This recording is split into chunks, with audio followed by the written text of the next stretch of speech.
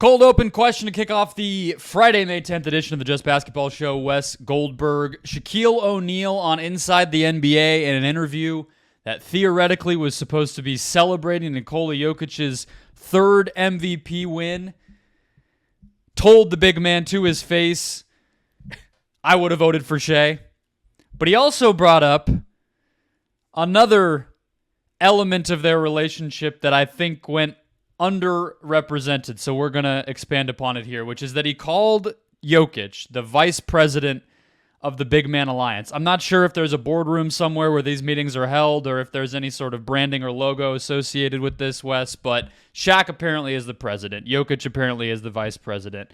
Our question to kick us off today is, who would be on the ticket to beat them, to replace them, to run against Shaq and Joker for the president and vice presidency of the Big Man Alliance? I have an answer for you, and then I'll give you the floor. President, I'm going Bam Adebayo. I need IQ. I need leadership and culture and all the intangibles. That's what we need in the leader of, a country, or I guess in this case a made-up alliance. And I need a vet. He's not the oldest guy, but he's older than my VP pick, which I will give to you now, which is Victor Wembanyama. Oh, wow. I wasn't sure where we stood on the nationality of the presidency, given our actual league. constitution. I think we're talking about the NBA, not the United States, I would imagine. And Shaq has gone ahead and set up the rules for us by allowing a Serbian man to be the VP, apparently, as things currently stand. So that's my ticket. Bam, Vic, 2024. I like it. What do you got? I appreciate it. I think we have to go one step further. I think you're on the right track. Look, you're not going to, in an election of whatever this is, you're not going to compete with Shaq's force of personality. It's just not going to happen, right? He's got the popular vote. He's the popular guy at school. Yeah. He's got all those votes. You need to appeal to, I think, people's reason, their sense of reason. And I'm going to go, and I think Bam Adebayo is a good step, and I actually might steal him for my vice president, but for the president, I'm going Tim Duncan. I'm going Tim Duncan on this, and I might even go Dirk Nowitzki as the vice president also. Both these guys, well-reasoned, well-respected within the community, and I think appeal to a large swath of fans of whatever, again, we're doing here. Yeah, you're getting Texas. Texas has got a lot of electoral votes. I mean, that's for sure. I would imagine, just based on population. Yeah. So yeah, you get that. Yeah. Yes. 2 NBA teams. Do Duncan and Dirk get along? How's their relationship? There were some battles fought. They get along just as much as a president and vice president have to. I think it's fine. Okay. Yeah, I'm not positive Bam and Vic after this year's Olympics will love each other either. More Jokic talk later on in the show as he gets prepped for a big Game 3 here on Friday night. First, we have some games to get to. We'll also jump into the Frank Vogel, Mike Budenholzer nonsense going on in Phoenix. All that and more on the Just Basketball Show. Let's go.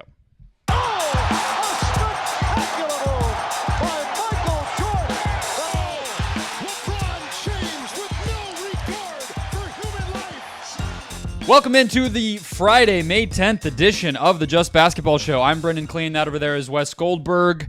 Closing out the week here with our Friday show. We both have plain gray t-shirts on. I didn't realize that in the earlier recording we did, but here we are for you. Matching, in addition to ready to talk some hoops. Want to tell everybody about our sponsors. There you go. Gray shirt, really getting the welcome here. Homage, guys, an ultra-comfortable specialty apparel company if you want to go with a shirt that is not so plain like we did. NBA, WNBA licenses, vintage-inspired designs, all paying homage to the greatest stories, traditions, and figures across sports, music, and pop culture. Use the link below. Make your purchase. Support the Just Basketball Show. We have Mother's Day, Father's Day coming up.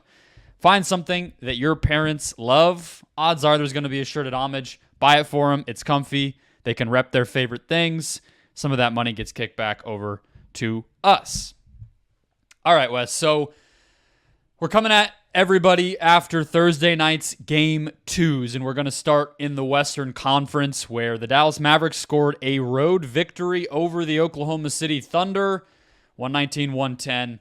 And this was, another Shaq phrase is coming into my mind, and this one's a little more derogatory. I don't know why Shaquille O'Neal's on the brain, but the guys that he likes to call the others, this game was about those guys in a lot of ways. And I think never more strongly illustrated than the end of the third quarter, Wes, where the Mavs go on a 16-7 run with Luka off the court and Shai Gilgeous-Alexander on the court. Right after, Mark Daigneault made the obvious but still pretty bold move of benching one of his starters and Josh Giddey, going extra small at times and daring the Mavs to play small. Dallas weathers that storm. They get Lou Dort in some foul trouble. Luka leaves the court. Kyrie's not even having a big scoring game, and yet that moment is when the Mavs make the run that gives them a lead that, that fourth quarter cushion they did not give up. Just a really impressive road win with a lot of different guys stepping up for a Dallas team that I don't think we think of as They're not deep necessarily. But there's something Wes. else, and I'm not sure what the word is, right? You mentioned the run. Tim Hardaway Jr., 10 or 11 straight points. Just unreal. My favorite part of that run, too, was when Kyrie had the ball. Tim Hardaway was doing the thing where he gets parallel to the basket and has his palms out, like, give me the ball. I'm like, no, dude, Kyrie's got the ball. He'll tell you if you get to have the ball again. Just because you're on a heater doesn't mean that you've now taken the wheel on this thing. But yeah, Tim Hardaway's legs on his jumpers, too, if we could just spend like 5 seconds on that. I feel like his jumper form has gotten worse as he's aged, and yet more entertaining at the same time. Like, there is nothing quite in the NBA like when that guy is hot, and somehow it keeps happening in playoff games. You just want to entertain. That's how you stay in the league. Yeah, you're just you screwing around, tickets, baby. Yeah. So no, you're right. They're not deep, but they're a mixed bag, and they're a little bit. It's like getting a lot of lottery tickets. I guess, like, theoretically your chances do get a little bit better. On the same night that P.J. Washington makes 7 3-pointers, on the same night that Tim Hardaway Jr. has that third quarter run, Derrick Jones Jr. goes 1 for 5 from 3-point range. Kyrie Irving misses both of his 3-pointers, right? They don't get a whole lot of help from other places. They have got enough streaky guys where if you just sort of, Jason Kidd's just got to be, all right, we're going to throw them all in there early in the game. We'll just see which one hits, right? It's a little bit like, just to use a different metaphor, it's almost like roulette, where it's just like, all right, is it going to be black or red tonight? I don't know. But whichever one it is, I'm riding it. And so, he got that from P.J. Washington, and he got that from Tim Hardaway. And another game this series, it'll be Derrick Jones Jr. doing it. Another game this series, it'll be Dante Exum or Josh Green or whoever else, right? And or hey, maybe it's even one of your stars or both of your stars in Luka and Kyrie. So Luka was a little hobbled with the ankle thing, but he was still able to spoon feed those P.J. Washington corner threes and all the stuff that he was doing. He was still really impactful. And that's how the Dallas Mavericks team is built. They're sort of just built this way. And when you get hot enough, right, where you go 18 for 37 overall from 3-point range, almost 49%, and then the Thunder shoot 33%, and you win by 9 points, yep, that's how that happens. Yeah, I mean, it's fascinating with Oklahoma City because obviously I think the kind of punchiest headline coming out of this game for them will be the Giddey benching. And he's minus 20 in 11 minutes. It doesn't get much worse than that. It's honestly hard to do. Yeah. And we all saw that coming, right? And it's this thing of where because the Mavs are putting their center on him, taking Chet off the court is what obviously would be going small for them. And they do that sometimes. But taking Giddey off the court is supposed to be this chess move that forces the Mavs to adjust because you're not giving them anywhere to hide their more traditional centers in Gafford and Lively anymore. But again, Kidd just stiff-armed that adjustment, stayed big the whole time, played off Aaron Wiggins, maybe Lou Dort, who's honestly been just as hot in the playoffs as he was in the regular season as a shooter, but I guess it's a pick-your-poison type of situation, and they've just kind of made it work. Meanwhile, again, like you said, the Mavs shooters are on fire tonight, but I did have this worry with Oklahoma City, setting aside even the giddy of it all. They were the number 1 3-point shooting team in the regular season, and you hear that get thrown around a lot. I assumed we would see teams bet that even the guys like an Aaron Wiggins, even like a Dort for that matter, who made those shots in the regular season, just wouldn't in the playoffs. And I think, this game was close. They're a great team. They have a lot of other strengths, but I think that is going to continue to be a test that they have to solve every single night as teams get more confident going to it, especially a team like Dallas that needs their centers out there. Shea is shooting 33% from deep in the playoffs. Chet is shooting 29%. Those other guys don't have a ton of volume, and I mentioned Dort's been awesome. So it's not really this huge cold streak. I just think it's a matter of how are you guarding them. And so far, the Mavs have been able to get away with, we're not going to overreact to open threes from some of these 7th, 8th, 9th guys on this roster. They did hang back off of Aaron Wiggins a little bit and even off of Lou Dort a little bit. And the whole strategy of we're going to have our center, usually Gafford, hanging off of Josh Giddey, it works, right? It does, or to a degree, it works enough to the point where at least Mark Daigneault was like, we got to get off the floor. My question is, did Dallas go too far? And is this going to backfire on them? Because the whole idea of kind of like cutesy defense and playing Giddey off the court is that you don't respect him as a shooter. And by the way, he's not a good shooter. But if you get the Thunder to replace him with a better shooter and ostensibly a better matchup against you, you've kind of done their work for them a little bit. And I do wonder if they went a little too whole hog on the we're just going to ignore Josh Giddey completely, where it might have behooved them to mix it up a little bit and not do it so much, because Daigneault has been reluctant in taking Giddey out of the starting lineup. But I think now we've reached that breaking point. I would be very surprised if we got to Game 3 and we didn't see and we saw Giddey in the starting lineup. I think we'll see somebody else, probably Aaron Wiggins, I would just imagine, because that's who started the second half. But I don't know. I'm curious. I'm not saying that it's going to happen, but it's something I'm monitoring going forward in the series.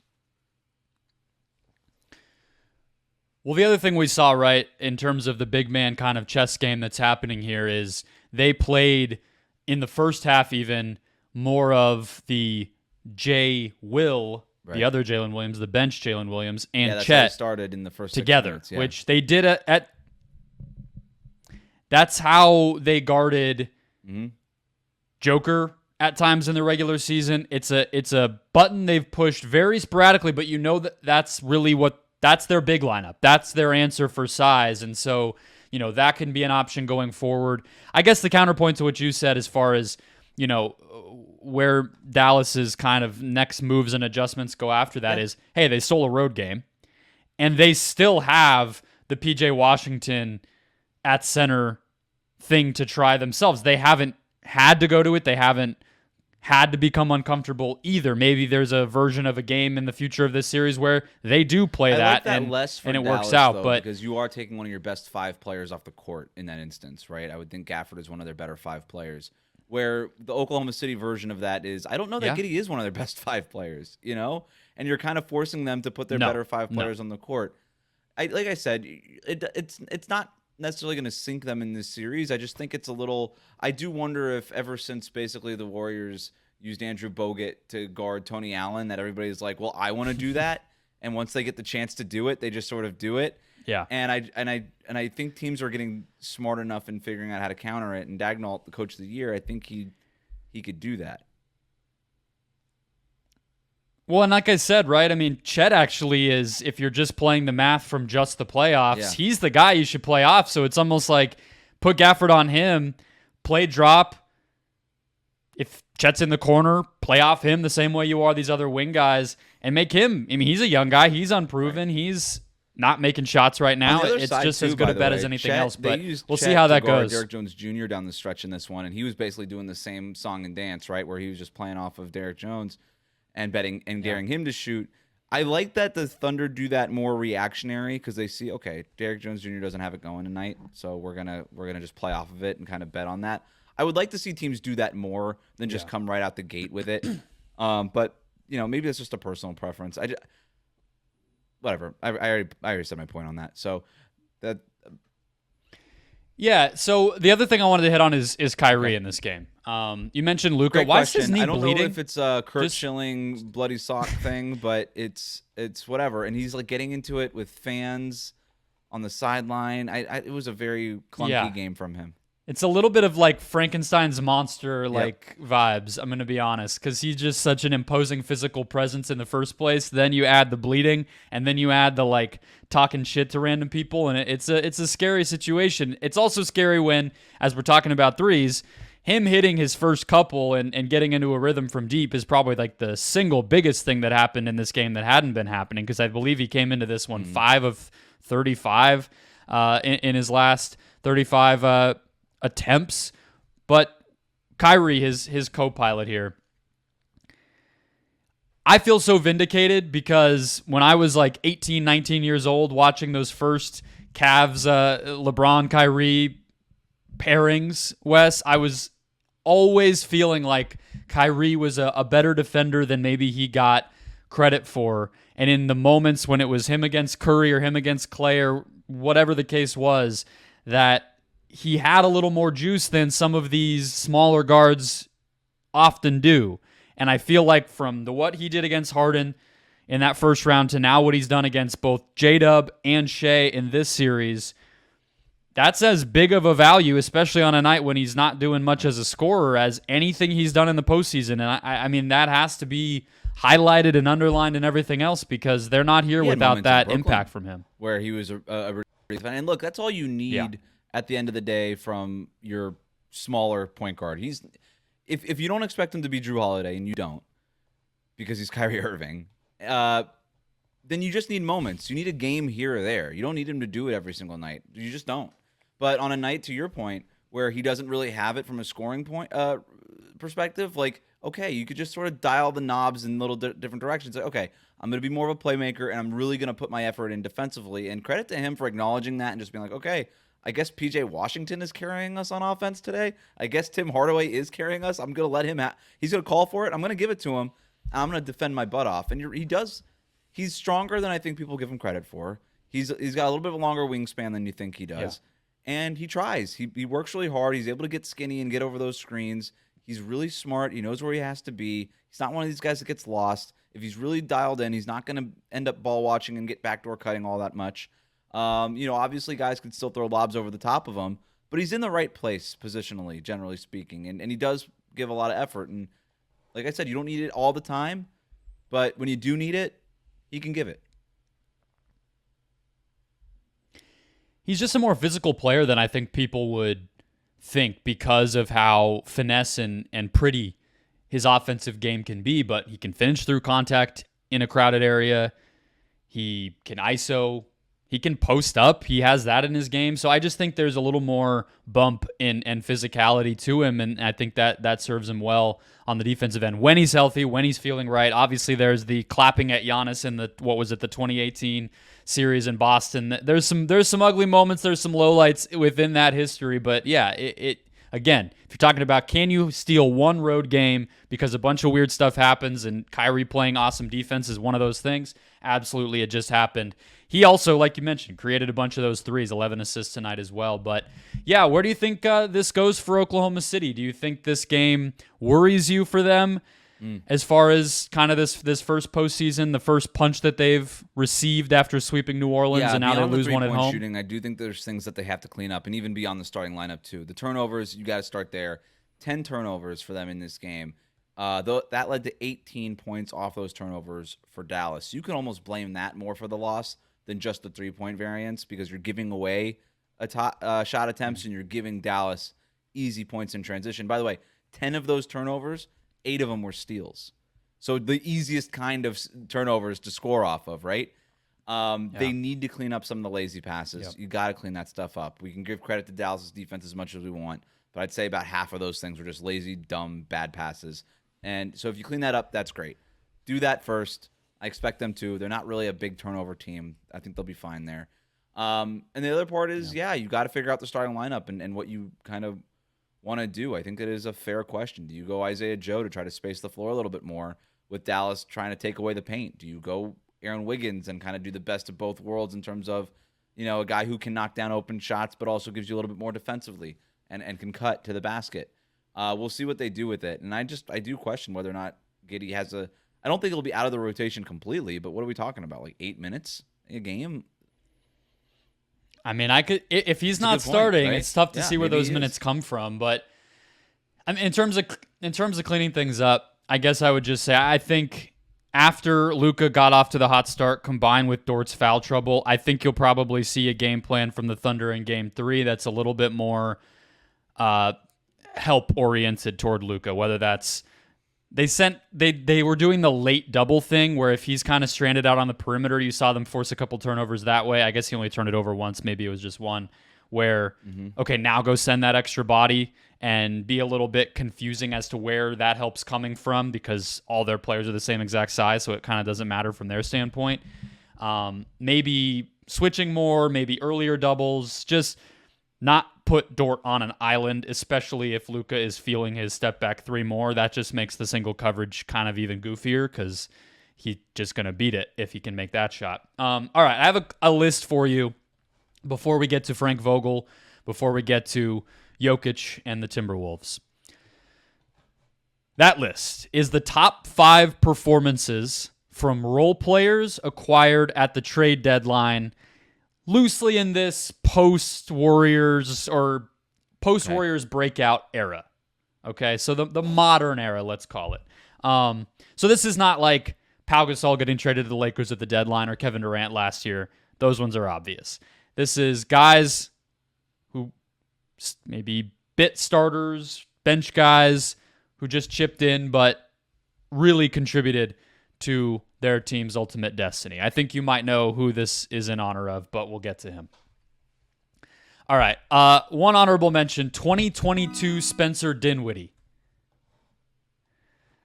This guy was traded for Kristaps Porzingis and somehow felt more vital to what the Mavs were doing as they made a surprise run to the conference finals 2 years ago than Porzingis ever had. Dinwiddie walked so Kyrie. Number 5, basically. 2023. Yeah. Basically, they were like, oh, this works, and Brunson just got lured away by his dad, so I guess we got to figure something else out.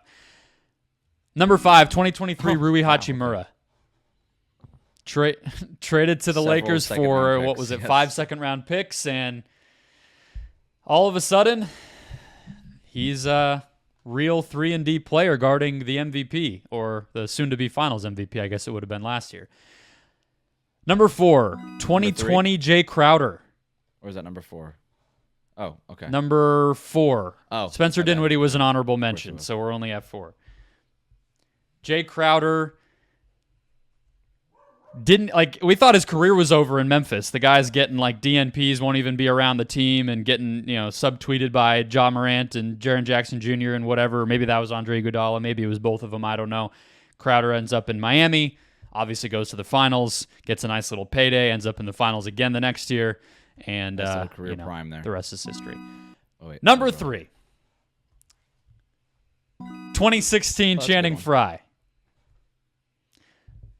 Yeah, deep cut there, but comes in at the deadline, and I mean he's part of a lot of the final, late series rotation and spacing the floor for LeBron and Kyrie, and gets a little podcast action out of it. Shout out to the Road Trippin' podcast. That, tweet there you go. Joke construction. It's the what was the one that went viral today? Somebody was Jason Tatum is the Michael Jordan of Tobias Harris's. Is Chris Bosh the LeBron James of Channing Frye's? Yeah, basically. Yeah, I mean, but he came first, sure so it's almost like, you got to reverse engineer it for Channing Frye to be like a Davis Bertans of Chris Bosh's or something, maybe would be the way to put that. All right, number 2, 2024 PJ Washington. Yeah. He's probably too high. We don't know how this is going to go. Channing Frye won a championship. Is weirdly one of the more polarizing players in the NBA. Either you think he's where the league is going and should be going, or you think he's overrated. Where are you on this? It's funny watching him on this team, because he's basically exactly what they wish Grant Williams would have been. Paid more stuff for it. you know? Yeah, they had to give a contract and then trade a bunch of stuff and then get the guy that they ultimately wanted. A little cheaper, but yeah, I mean, we have receipts here on the Just Basketball show. We were very close to setting up an interview with Mr. Washington. Big fans of Mr. Washington. Earlier this season. Actually, you know what? Vice president of our big man didn't work out. Whatever it was, PJ Washington. Yep, leave it there. Okay, there we go. Yeah, there was a period of time where I thought, when Draymond was playing center every year in the finals, where I was like, that's what you have to have, and PJ's going to be that. And then I think, realized that being big in the NBA is actually the best thing to be, and PJ's more of a 4, but hey, it's working. All right, last one. Number 1, 2019 Marc Gasol. Okay, we're going back. Oh, no, 2019 Marc Gasol. For some reason, I was thinking Pau Gasol. That's a great one. Yep, that's the top one. 2019 Marc Gasol comes over to the Raptors. They bench Jonas Valanciunas. He starts at center, and of course, they win his only title. I have a very interesting caveat to this because I was looking at Cavaliers, LeBron James era Cavaliers, second time trade deadlines, Wes, and this can be a very strange way to end this segment. No. 2017, they traded Mike Dunleavy, Mo Williams, who I don't know he was on the Cavs again that year, but apparently was, and 2 second-round picks that eventually made their way to different teams, but they originally went to the Atlanta Hawks for Kyle Korver. Obviously, we remember the Korver Cavs year. Everybody remembers it. Those 2 second-round picks became Herb Jones and Vince Williams Jr., the guy who just broke out for Memphis this year. So these throwaway picks in the half a season of Korver. Well, Basketball Reference has the Basketball Reference. If you go and the pick's already been made in hindsight, it'll have it there. Yeah. So the Cavs traded Herb Jones and Vince Williams Jr. for half a season of Kyle Korver once upon a time. That is a very strange place to be, but unfortunately, neither one of them were drafted in order to be making this list, and Kyle Korver was usurped by 2016 Channing Frye. So, this is just a little addendum to that list, but there you go. All right, coming up, Frank Vogel out in Phoenix. Who's replacing him? Will it make a difference? What is Nikola Jokic up against in his first real playoff test with the healthy Nuggets squad around him? And what are the odds the Timberwolves just ransack this whole thing? We'll get there. Coming up next. Back here to dig into the news of the day. Frank Vogel out in Phoenix, Wes, in a move that I think was widely assumed, but finally official, and momentum already far and away toward Mike Budenholzer replacing Frank Vogel as the next head coach of the Phoenix Suns. An Arizona native, I might add, here. There you go. What was that first one? What was that sound? What happened there? I'm not even sure. I don't even know why I have this. You want me to play it? Is that a soundbite of somebody talking shit about the Heat? It's not today's price. That's what that is. Okay. So I don't even know why I have that on this soundboard, but it's there. It mattered once upon a time. It's Jimmy Butler's extension. It's his negotiating play. It's what Bernie Lee is about to say to Pat Riley. Yeah. That's what Pat Riley's about to say to Bernie Lee, actually. Yeah, but in the other direction, the price maybe has gone a little down.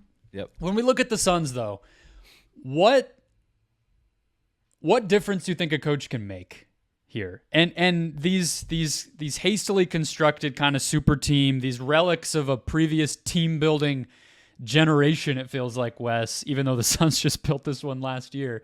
Where does a coach fall into that for you? Do you think this move makes them substantially different, whether it's good, bad, more offense, more defense, whatever? How much do you think this matters? Look, if Budenholzer's a good coach, and I don't mean to take anything away from him, but Frank Vogel was also a good coach. Now, I think Coach Bud is more of an offensive-leaning guy, and Vogel is more of a defensive-leaning guy. So you're kind of replacing one established coach that leans one direction with another one that leans another direction. And I think Phoenix had issues on both sides of the ball last year, and all those issues stem from a lack of continuity. And now the Suns are moving on to their third head coach in 3 years. Like, that doesn't exactly speak to continuity. And, if the reporting is accurate that Frank Vogel was asking for a point guard before the season, didn't get it, and you look at sort of the disorganization parts of that offense and it wasn't a point guard, then, I don't know that putting a new coach in there helps. I just think that the defense is going to fall off no matter what. And you and I talked about this at the end of when the Suns were eliminated.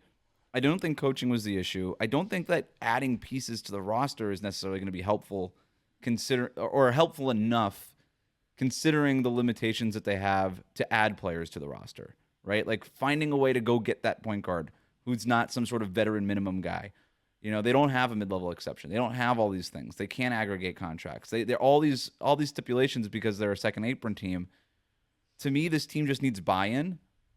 And I don't know that Frank Vogel or any other coach in the history of basketball can get this team with these personalities, with this many holes in the roster, to buy in, right? Because now you're asking basically Kevin Durant, Devin Booker, and Bradley Beal to perform over their head defensively and to play out of position offensively. I don't think any of them want to do it. To me, this is a roster concern. And, I understand the firing of Frank Vogel. Like, I totally get it. Just because I don't know what other option Phoenix had. But because you had to make some sort of change. And the roster is just what it is. So anything other than blowing it up, this was sort of the only option that they had. But I don't think it's going to materially change anything if the players aren't buying into something greater. Yeah, the way I've kind of put it is like, there's this whole conversation now after Denver wins last year and, even Minnesota, Oklahoma City, some of these groups that have, I guess you would even say Boston, even though they have a super team of their own variety, it's just not a three-headed monster, is like, does that model work anymore? And the way that I've been thinking about how it could, just making a best-case scenario for the Suns with some of the concerns that you're obviously right on with, is that the big three need to play less like star players, right? And I think Durant in particular, like he is a guy that I think there is a version of him even in his mid-30s where he can be a better rebounder, a better help defender who creates blocks and steals with his length and his size and his IQ, who occasionally can get stops one-on-one if he's not having to do everything on offense and, maybe in big playoff moments can be a stopper of sorts for you.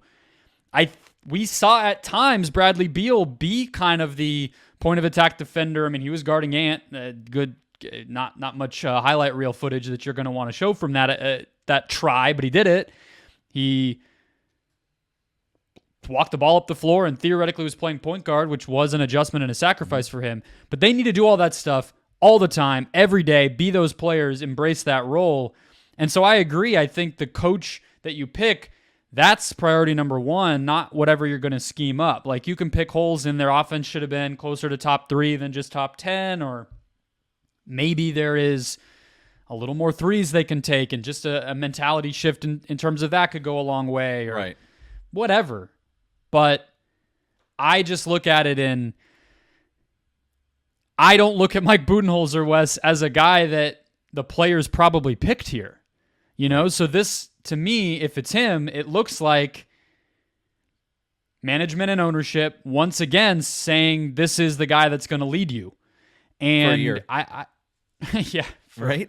For another year, right? But it's like, at what point, it's this weird thing that you run into, and it's another byproduct of building a team this way, where you want to put a cap on how much say and influence the players can have. But once you let that genie out of the bottle, I'm not really sure you can put it back. And so, like, I've even been sitting here like, if Chauncey Billups leaves in Portland, could he actually be more desirable to the players than a Mike Budenholzer? Just because of what Chauncey Billups is, it's all going to boil down to what those guys want and what they'll embrace. And I don't know if this change actually will get them there. So, again, I don't know if we're just chasing our tail here, because you and I kind of agree that maybe the coaching isn't as important as a lot of the other things that have to do with the star players. And you're absolutely right. We keep pointing them as the first thing. But there was a coaching change, and it's worth talking about it. I disagree with you on the point of maybe they would have bought in a little bit more if they picked their own guy. Because we saw this with Kevin Durant. He picked his own guy and then didn't respect him, and Steve Nash. Like, he's picked his own guy several times and did not respect that person. And that tends to be the case with star players. When they pick their guy, it almost feels like the player thinks that the coach works for him and not the other way around. Yeah. And there's Or not they're all the necessarily that coach. level of Shout out Kyrie respect. Irving. Right. And so I don't have a problem with getting a guy with real bona fides and a championship in Budenholzer to come in and tell him how to do things. But they just did that with Frank Vogel, and it didn't work. Yeah. And That's exactly it. I kind of do like the idea, like just as a thought exercise of, okay, so Mike Budenholzer had his success with the Milwaukee Bucks, won a championship in 2021, beat the Suns. Actually, I just made that connection, so that's a little interesting way of things happening.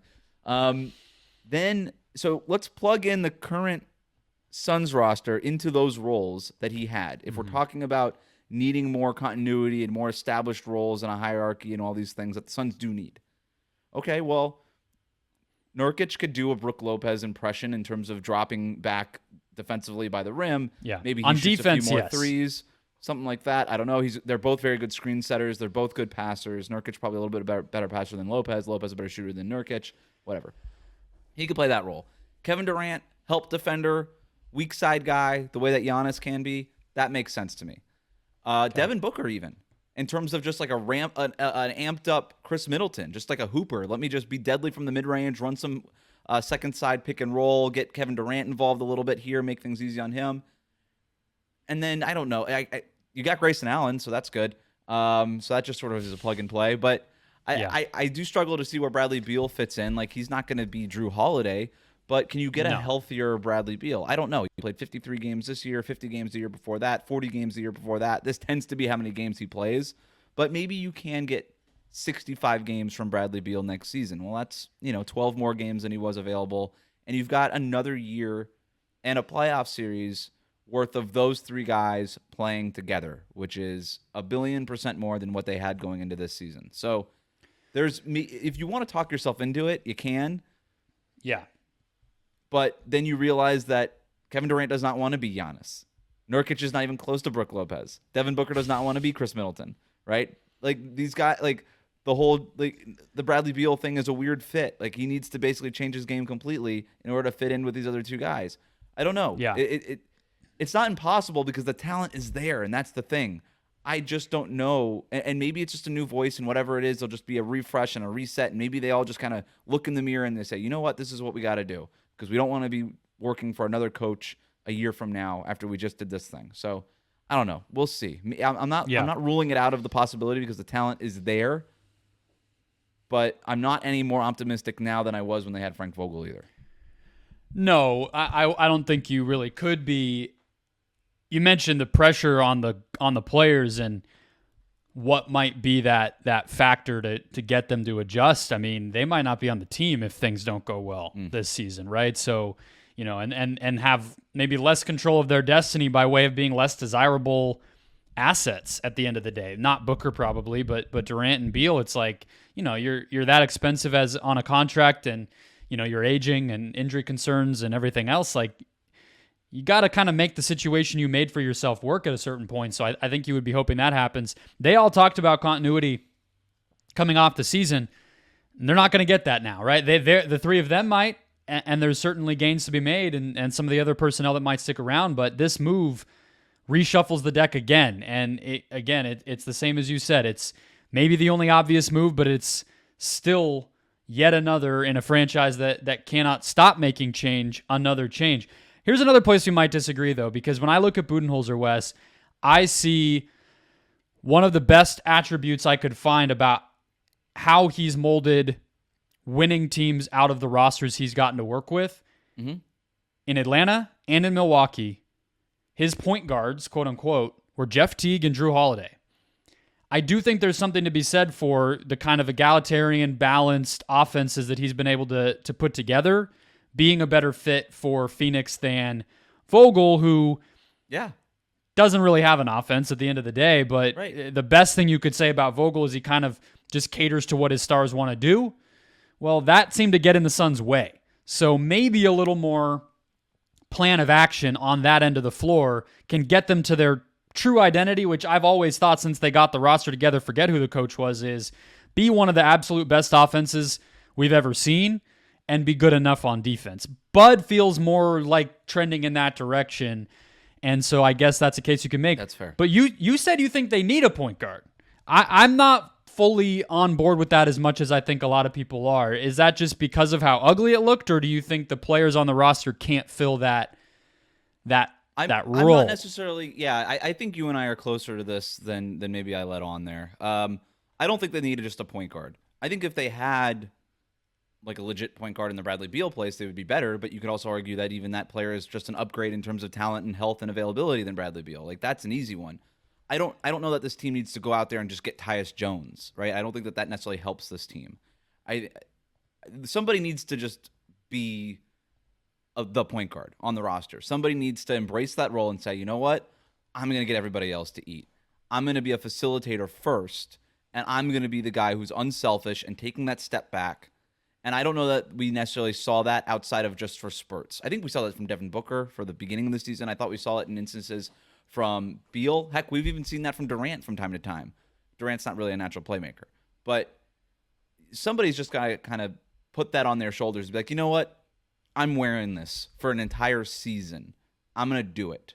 And they just need somebody to step up in that way. And it probably has to be one of their stars that has to do it. The mistakes I think you saw this team make that led people to believe that, which is playing slow. The fourth quarter numbers were just terrible. They were by far the worst plus-minus team in the fourth quarter. Like, they dug themselves so deep a hole in the first half of the season, no one was going to catch up. And the turnover numbers. I frankly just think all of that is another thing you put on the star players. Like, get out of your own way, play more organized basketball, and don't make mental mistakes. And a lot of those things aren't there, and we're probably talking about a point guard a lot less. Yep. Bradley Beal basically played point guard for the Wizards his last season there, 2 regular seasons ago now. They had Monte Morris on the team. He didn't play a ton. DeLon Wright played over there a lot. And it was like Kuzma and Porzingis also handling the ball. Like, it wasn't that different of a situation from what he came into in Phoenix. The Westbrook year, obviously, maybe, with Wall, some of those years, he might have had the ball less, but he's done all of that. Booker has done all of that. Durant has done all of that. So I think, like you said, if you're getting another guy who's a more traditional point guard, you're probably just putting a worse player on the court than a Grayson Allen. Or and you're losing size. Even a Royce O'Neal. This team's already not that big in the first place. I think this team needs more size, more than it needs like a traditional point guard. They just need somebody to step up and be the guy who wants to get everybody else involved. Going back to the 3-point shooting, you're absolutely right. That was such a dumb thing that was happening with the Suns this year, is not taking enough threes. Mike Budenholzer is the guy in Milwaukee who painted on their practice court or taped off zones where, hey, this is where you stand, this is how we space the floor, and this is where you shoot from. It worked in Milwaukee. We'll see if it works in Phoenix. The thing is, and it goes back to your original point, that you need your stars not to necessarily play like stars, is I think that Durant, Beal, and Booker too often looked at the other role players and said, you're the ones that have to rebound, you're the ones that have to defend, and you know what? You're also the ones that have to take threes and space the floor for us. Because I'm Kevin Durant. I love my mid-range jumpers. I'm Devin Booker. I'm a hooper, man. I love my mid-range jumpers. I'm Bradley Beal. I'm a hooper, man. I love my mid-range jumpers. Like, all these guys love that mid-range area, and they were awesome in the mid-range area. But all these guys would also be awesome from three-point range, almost equally so. And I do wonder if Mike Budenholzer tapes off areas of the Phoenix Suns practice court and says, stand here, if the 3 stars look at him and be like, the hell you're talking to? So we'll see, right? That's going to be part of Budenholzer's biggest job, is getting that buy-in, showing these guys the vision. And the vision has worked. It has worked for Budenholzer. It has worked for other teams. If he explains the math to them, those guys are all really smart, and hopefully they'll realize it. But it's also just another thing to get guys to work out of their comfort zone that they've been in for a decade plus in the NBA. So TBD, it'll be interesting. I think this is, if you were going to fire Vogel and hire somebody, Budenholzer is as good as you can get. And so I guess a hat tip for that. I still remain weirdly bullish on Phoenix because I tend to believe in talent, but we're going beyond the coaching stuff, and you and I keep kind of coming back to the same thing. You got to get buy-in. You got to get buy-in from these stars, and ultimately they decide if they want to buy in or not. All right, Friday night we will have Game 3, which we waited almost a week to get, Wes, of Wolves Nuggets. Game 2 is like the biggest. Denver to Minnesota, man. It takes a while. You got to go all the way down from the altitude, and then It's why the Wolves are going to be in the East before long. But biggest moment of the season on Monday night is Denver collapsing and Jamal Murray throwing a tantrum, and then we have this long delay before Game 3. But here we are, and in the meantime, Nikola Jokic won MVP. This is the first test in this bizarre evolution of what the Nuggets have been, where they go from bubble surprise to just this kind of hibernating 24 months where Murray and or Porter are hurt, and then they win the title. And now here they are already getting punched in the face. It feels like this era of the NBA with parity and new champions every year just throws these timelines off. But the center of it is Nikola Jokic, Wes, who did not play well on Tuesday, was getting stopped by Naz Reid in the post and throwing bad passes, and as early as 4 minutes into the game, playing some of the most effortless defense that I can remember him playing in a very long time. Being the focus, the center, the symbol of, I think, what you would point to if you said that team quit, unless you wanted to just point to the heat pad on the ground. What do you think we're going to see from Jokic and this Nuggets team on Friday when you think about the matchup they're facing and how dominant, frankly, they looked, losing only a handful of games all the way through the postseason last year? I don't know what we're going to see from Nikola Jokic. I would hope it's somebody who's more engaged defensively, and that goes for across the board for the Denver Nuggets. Just absolutely whatever intensity Minnesota came out with, the Nuggets were the opposite of that. It did not look like this was a team that knew that how to play in an NBA Finals, because they were not reaching that level of intensity or effort or focus, quite frankly. And the play that keeps sticking out to me from this series, the one I keep replaying in my head, it's from Game 1, the one that Rudy Gobert played. And Jokic and Jamal Murray run their little handoff action. Aaron Gordon goes baseline, and everything's setting up for Gordon baseline lob. Jokic on the short roll throws it up to him, right? And we're getting there. We've seen it a million times, and it's unstoppable, right? Everybody keeps calling it the most unstoppable play in basketball. It's the new, Draymond to Iguodala lob dunk. It breaks every defense. Nobody can stop it. Well, Rudy Gobert just put his right arm up and swatted it away like it was a fly over his French onion soup. Yeah, It was nonplussed by it. It didn't matter. For what was the most unstoppable play in basketball, you almost didn't even notice that they were trying to get to it, because he so effortlessly stopped it with one hand. And it speaks to how, A, tall Rudy Gobert is, but also, B, how dialed in they are defensively on all the things that this Nuggets team wants to do and wants to accomplish. And Tim Connolly, as we know, constructed this Timberwolves team as the team to beat the Denver Nuggets. But it's not just the roster construction. I think we get so hung up on the length and the two bigs and all this stuff, but they're dialed in on the game plan. They know everything that they want to get to, all the pet actions. They have it. They're ready for it. They're ahead of it. And that's why Jokic looks so sped up in these games. And then another play, when they're trying to get to the Jamal Murray Jokic pocket pass, there's just arms in the pocket.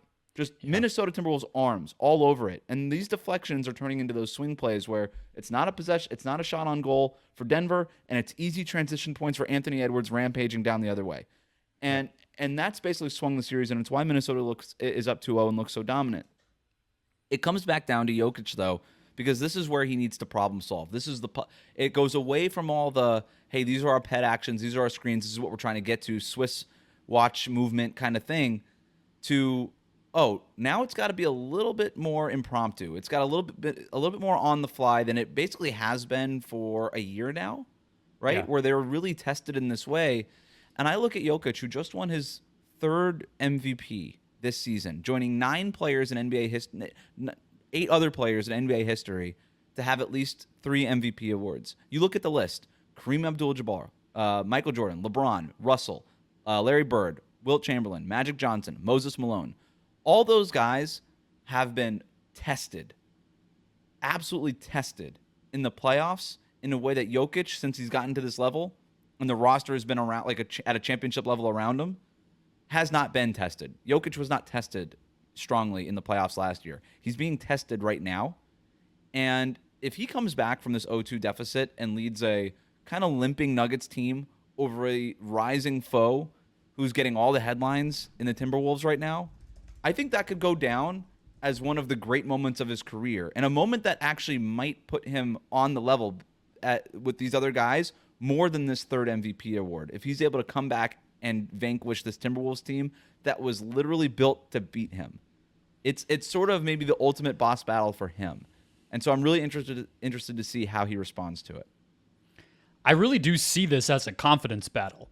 You know, I think one of the things that has been underappreciated because we're all just getting smacked in the face with this Minnesota run and this new era that kind of feels like it's just upon us, Wes, is they are benefiting from their own newness. And that's impressive because you usually see teams like that kind of shrivel up. So Anthony Edwards being who he is, and maybe even the comfort in this matchup after playing it last year and having some success in the regular season, and the veteran experience they've accumulated with Gobert and Conley. There's reasons for it.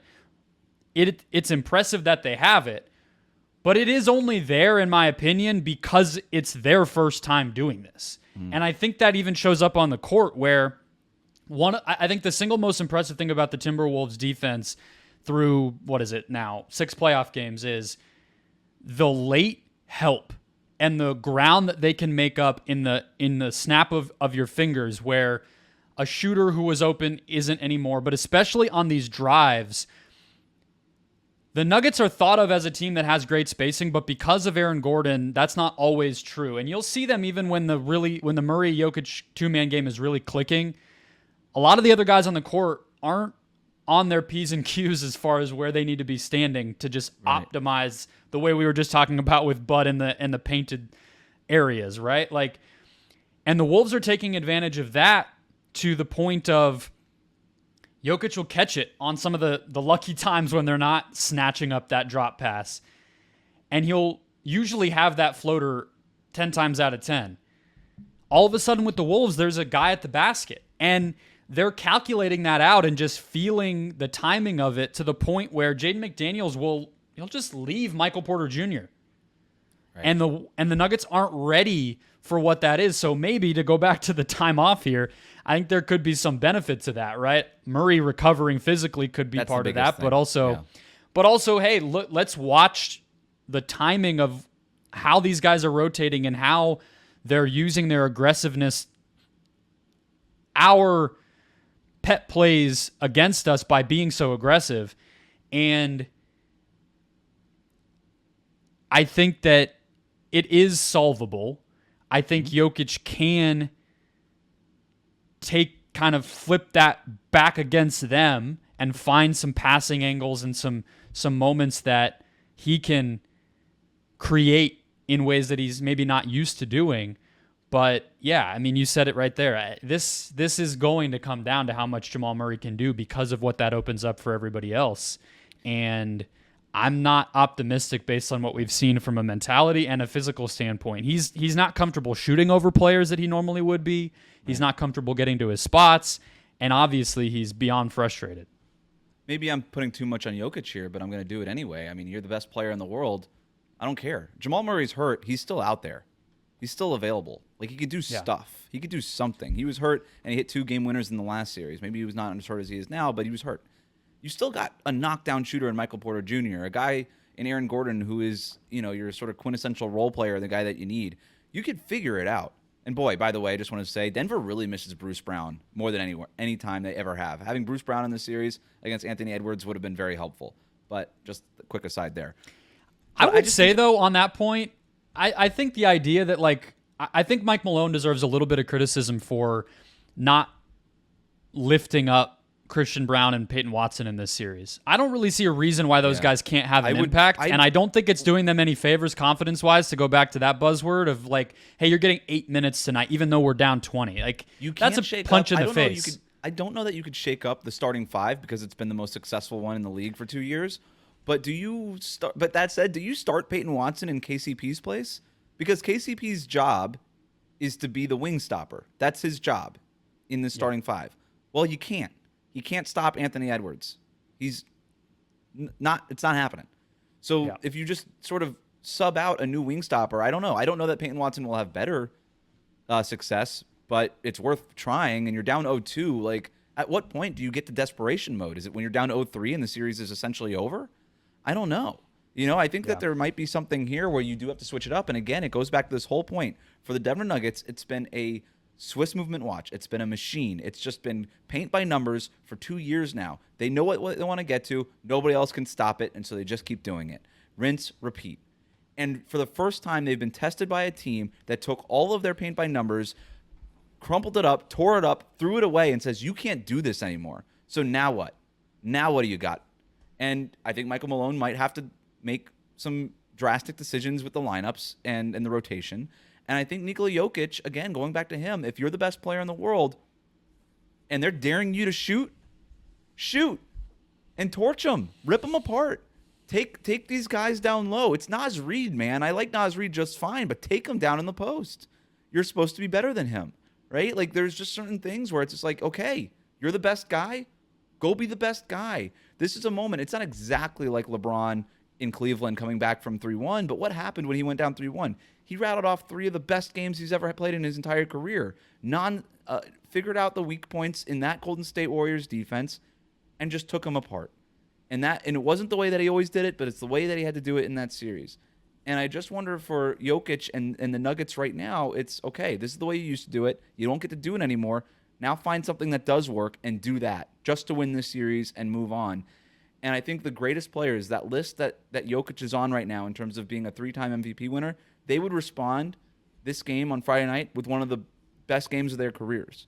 And that's sort of what I expect from Jokic in this one, right? Like that's what I want to see from him. Yeah, last year, Game 5 against the Suns, again, inferior opponent, not quite the same level of tests because they had won Game 1 and 2, and they were at home in Game 5 and all that. But it's maybe the closest thing we have. He rolls out 29, 13, and 12. He had a 50-point game in one of the losses in that series, and I think those kinds of moments were maybe the most significant challenges that he faced down the stretch of that postseason run. I liked seeing in the aftermath of Game 2, the Murray thing was just kind of embarrassing on his part, and Michael Malone losing his cool wasn't great, and people have glommed on, I think, Wes, to like the let's hope we show some fight and whatever. It's like you're at a press conference. Like, we ignore stuff when guys say things we don't care about, and then we like to choose when we want to care. But the overall level of frustration that Jokic displayed, to me, like, that should gloss over the jokes we all made all last spring of he doesn't care. Oh, it's just the horses. Guy's mad. Like, he is frustrated by what's going on, and people have always said with him, it's not so much the outcomes, but it's the process. Their process is fucked up right now. And as a basketball chess master, I would imagine the past 72 hours he has been sitting there stewing on it, watching it back in his head or on a screen. And I do think he will have answers, and I do think he cares enough to play differently, bring more effort in certain aspects, scoring in the post, driving to the basket, being prepared to take threes maybe outside of his comfort zone, whatever it's going to look like playing for him. Defense, like moving a little bit. And that's to your point, too. Defense. Like, there is a pride with these guys, and it's such a great point that you make. Like, Jokic, the memes with the horses and all that stuff, it's fun and it's interesting. But the guy does not become the best player in the world by accident either, right? You don't just sort of fall backwards into being the greatest player on the planet. This guy really cares. He cares about his craft. He cares about winning. He cares about all of it. And then, and on summers, he wants to go home and be with his horses. It's fine. I'm reminded of last year when the Celtics went down 3-0 in the conference finals to the Heat, and they came back and won the 3 straight games to force a Game 7. I have never seen a team that broken in Game 3 when the Celtics were losing to the Heat in Boston. I had never seen a team, in Miami, that broken. Like, just totally gave up. The way that Denver looked at the end of Game 2, totally gave up. Not closing out, not doing anything. And I was like, this thing is over. Wrap it up. The Heat are sweeping them, and we're going to the finals. Like, this is it. And then it just takes one game to switch momentum. It takes one game, one quarter. You come out with a good first quarter, and you can get momentum going in your favor. And the next thing you know, you can rattle off 3 wins. That is still a possibility. This series is not over despite what my hot take with Chris on the last episode when I said the series was over, despite what I said there, this series I never really believed is over. Like, not with this team.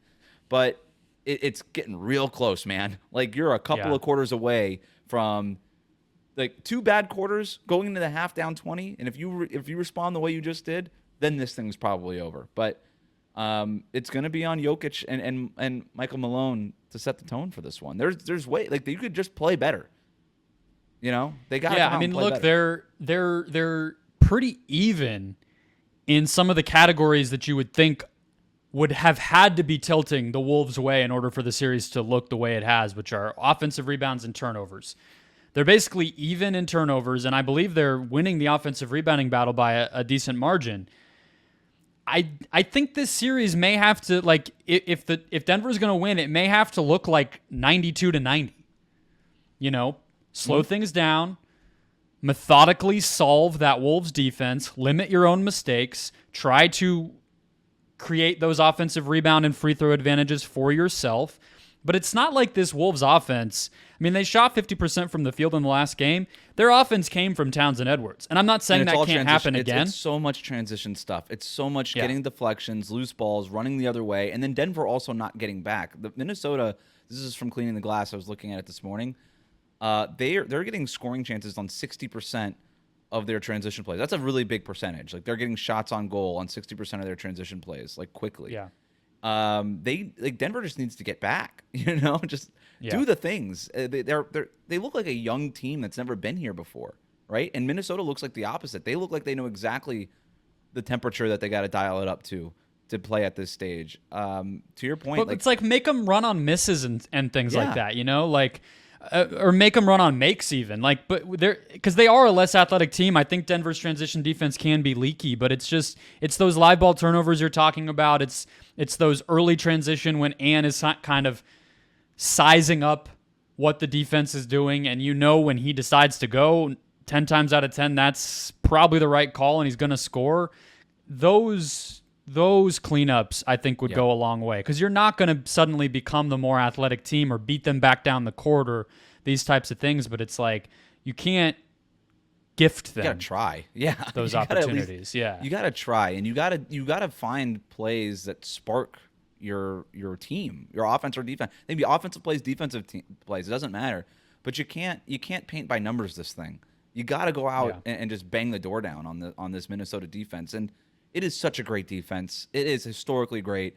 There is not a lot of easy places to crack, but if there's a team that's going to do it, it's the best offensive player in the world in Nikola Jokic, and all of the unsolvable things that have been solved for 2 games now that he presents. So we'll see what happens, but I think it starts. I really do. I think it just starts with Jokic just being really aggressive, and then the rest of these guys just closing out, dialing in, and playing with the kind of effort that you'd expect to be there in the first 2 games that wasn't there.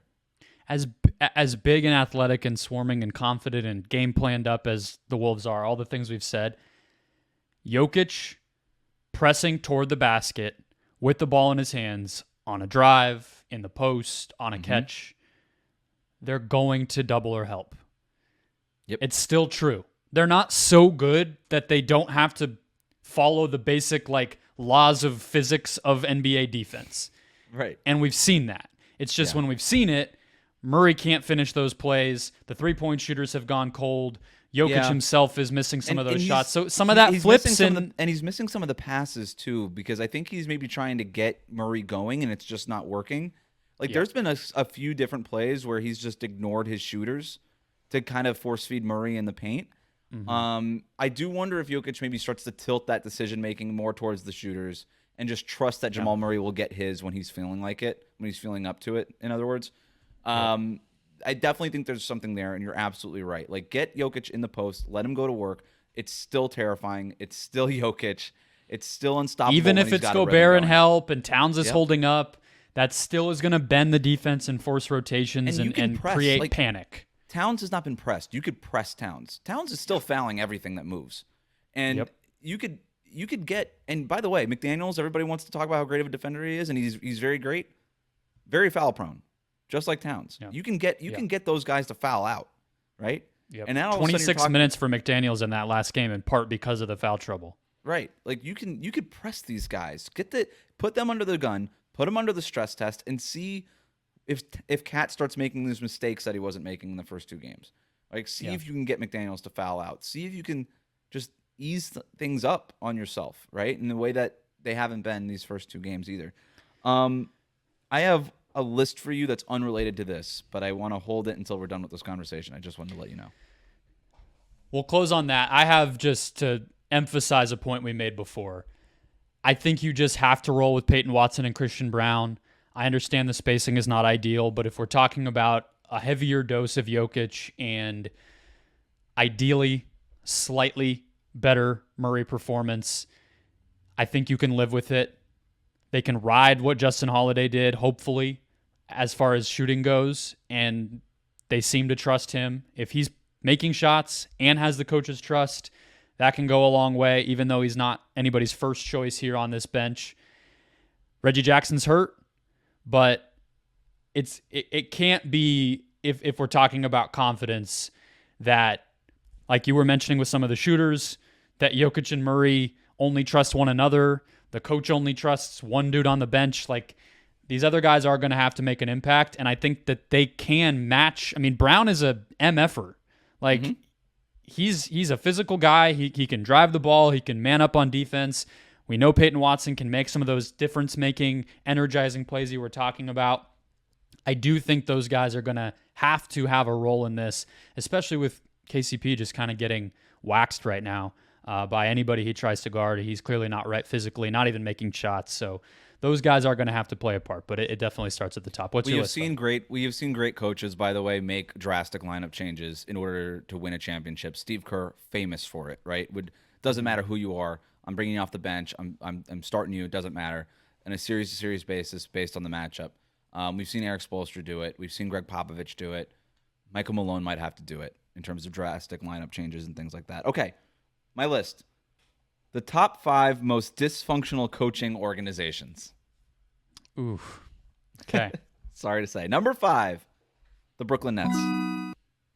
I like it. The Brooklyn Nets. They're down here because they just hired a new coach, Fernandez, and then they're gonna, but and they're kind of past the point of catering to Kevin Durant and Kyrie and that whole group. But it was rough there for a while, so that's why they're number 5. But a couple years ago, they might have been number 1. The only team that I can remember of any kind in sports in my lifetime that had the same interim head coach twice, replacing different head coaches. So shout out Jacques Vaughn. Never really got a fair shake there and is now unemployed. So I think that speaks to exactly why they're on this list. Makes sense. Number 4, the Detroit Pistons. Not because necessarily coaching changes, but they gave a lot of money to Monty Williams, who is evidently not a very good coach, at least not for that team. So they're number 4. Number 3, it's our Phoenix Suns, baby. It's our Phoenix Suns. 3 coaches in 3 years. The only reason they're number 3 and not higher is because they did have Monty Williams for a while, and now it's just sort of been like, okay, we made the bad hire, and then we're gonna try to redo it, and whatever. So we'll see what happens. They could be higher, but not. Yeah, and I saw you comment on this on Twitter. If you go before Monty, we're right back to ugly. So they're more than deserving to be on here. I think Devin Booker had a different coach each of his first 5 seasons in the NBA. And then now he's back to 3 separate ones. We do have a new owner, which is like, okay, are we going to have a change of behavior? Like the Monty Williams thing, I mean, he wanted his own guy, so you fire Monty Williams. I get that. And then this Vogel thing might have been a little impulsive, but I could see them just sort of sticking with Budenholzer for a few years, and then but whatever. Number 2, I can't believe they're not number 1, honestly, is the Milwaukee Bucks. Milwaukee Bucks. It doesn't really get worse than the season they just had, but they did have Bud for a very long time, and it looks like they're going to stick with Doc Rivers, but it was a rough 6 months. You know what sucks, though, is Chris and I were so... We talked up that Adrian Griffin hire so much because I was saying this to you before we hit record. They did what we always want championship contending teams to do who make a head coaching change, which is think outside the box, give a chance to somebody who might have a different, unique perspective that could actually make your team better rather than just cycling through guys who are effectively the same person with a different name. And they just bet wrong. they got crushed Well, for that's it. the other It's like, problem too. It's like they did. It's because I'm with you. Go get the guy who's a fresh thinker, who's really studied, who's really worked his way up, and has some ideas. But you also can't get the guy that the star player wants because that never works. And Giannis picked him. That's where they went wrong. That's where they went wrong. So go get the other young guy who Giannis doesn't want, maybe. All right, number one, it has to be the Los Angeles Lakers. And it's not just because of this Darvin Ham thing, who's the coach for 2 years. And it's not just because they fired Frank Vogel for basically no reason. I still don't understand. Because they traded for Russell Westbrook, I guess, who won a championship. It's because over the last 20 years, they have had 10 different head coaches. The Los Angeles Lakers, over the last 20 years, can't get a coach right. They're averaging a new coach every 2 years in LA. And one of them was the same guy that led into that 20 years in the middle there, right? So, yep. Yeah. You've got Rudy Tomjanovich in 2004 takes over for Phil Jackson. He lasts 1 year. Then Frank Hamlin, then Phil Jackson again, then Mike Brown, then Bernie Bickerstaff, then Mike D'Antoni, then Byron Scott, then Luke Walton, then Frank Vogel, and now Darvin Ham. And I don't know who they're going to get. There's rumors of maybe trying to sneak Ty Lue in there through the back door. There's different things.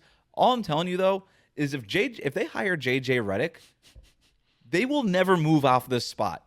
That would be just because he likes to drink wine with their star player. This would be the ultimate version of catering to your star player. It's like podcast partner / head coach J.J. Redick. Yeah. Get that out of here. That is insane. By the way, why does J.J. Redick want to be a head coach? That's stupid.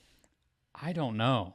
I mean, the action is the juice or something. I mean, something along those lines. People are addicted to this shit, but I'm addicted to the podcast game, buddy. This is yeah. thrilling. There you go. For Wes, podcasting is the juice. I don't understand the JJ thing in general.